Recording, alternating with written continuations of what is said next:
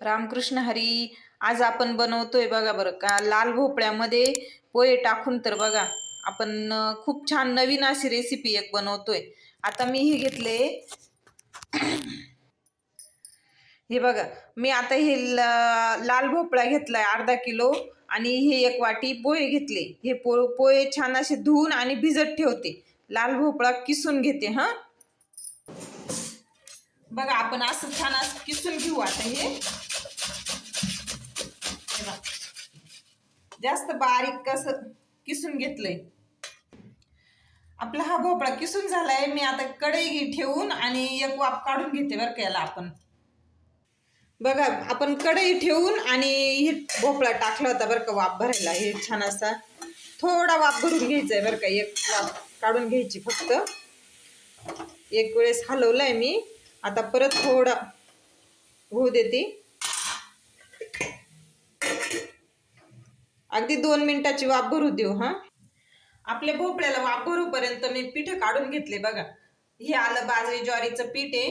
हे आपलं गव्हाचं पीठ आहे 1 वाटी आणि हे पण 1च वाटी आहे. आणि ही वाटीत जे आहे ना हे गव्हाचंच पीठ आहे. आपण लागल तसं घेणार आहे बरं का.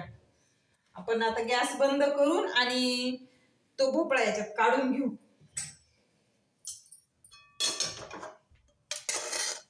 बघा गरम आहे पण होतं थोडं थंड होऊन जाईल लगेच. हे बघा गरम आहे. यात आपण आता बघा काय काय टाकणार आहे.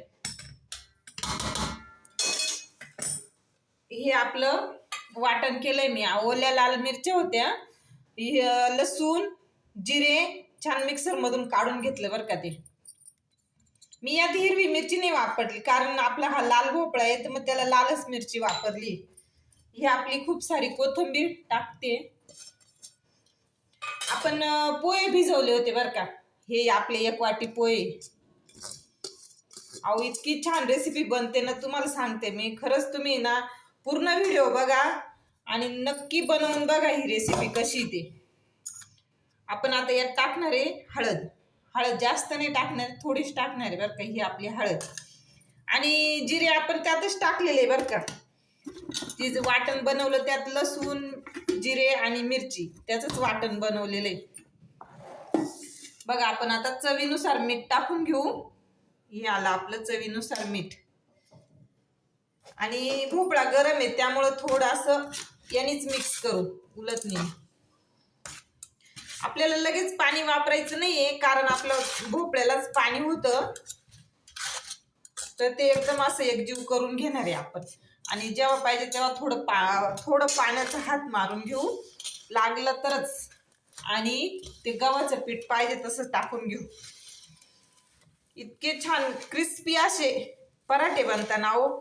असंही लाल भोपळा खायचं म्हटलं की मुलं नकोच म्हणतात. मग आता याने तरी छान बनताना. हे खायला पण क्रिस्पी होतं आणि पौष्टिक. बघा आपण पाणी नाही वापरले बरं का. त्या भोपळ्याच्याच याच्यात होतंय आपलं हे पीठ तयार होऊ राहिलं. त्याचंच झालंय बघा. मी छान असं एकजीव करून घेते. बघा आपलं हे पीठ भिजवलंय म्हणजे भिजून झालंय.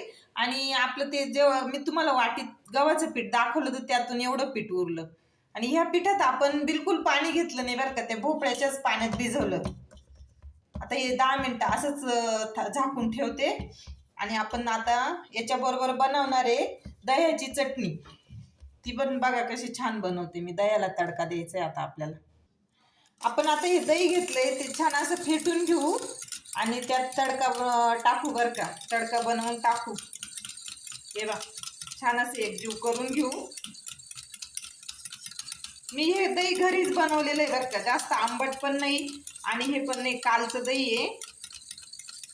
हे बघा एकदम छान असं दही आहे.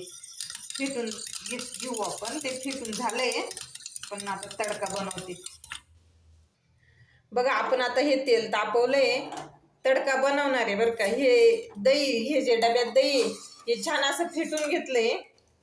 यात आपण मस्त असं तडका टाकणार आहे.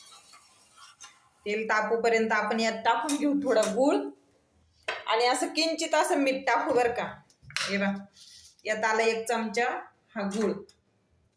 आंबट गोड तिखट असा तडका होणार आहे आपला. दह्याची चटणी होणार आहे बरं का.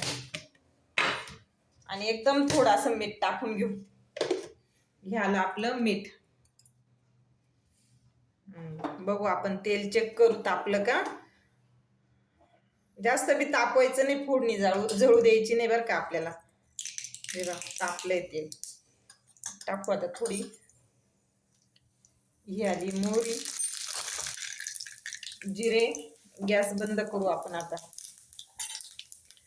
ही अख्खी हिरवी मिरची, आपला हिंग. बघा छान होतोय तडका आपला.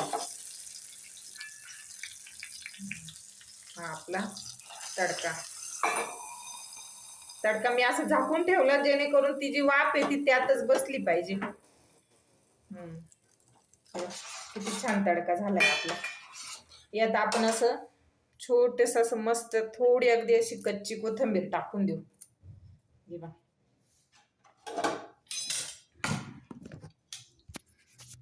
बघा आपला तडका आणि ही दह्याची चटणी छान झाली आपले. आता 5-10 मिनिटं 7-8 मिनिटं झाले पण आहे. आपलं पीठ चांगलं मुरलंय. पराठे करून घेऊ आपण. आपला पराठा मी छान असं थापून घेते.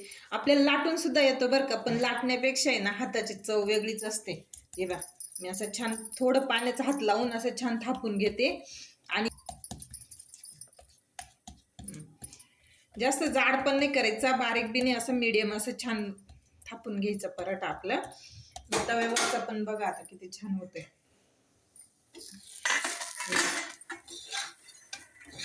असं लाल भोपळा खायला मुलं नको म्हणता.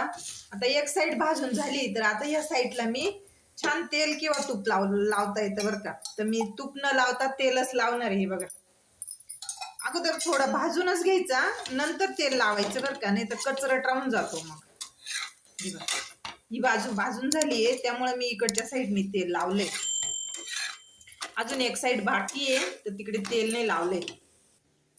बघा झाले आपले पराठे बनवून. ही आपली दह्याची चटणी आणि हे पराठे. तर तुम्ही असेच पराठे नक्की बनवा, खा आणि मला सांगा.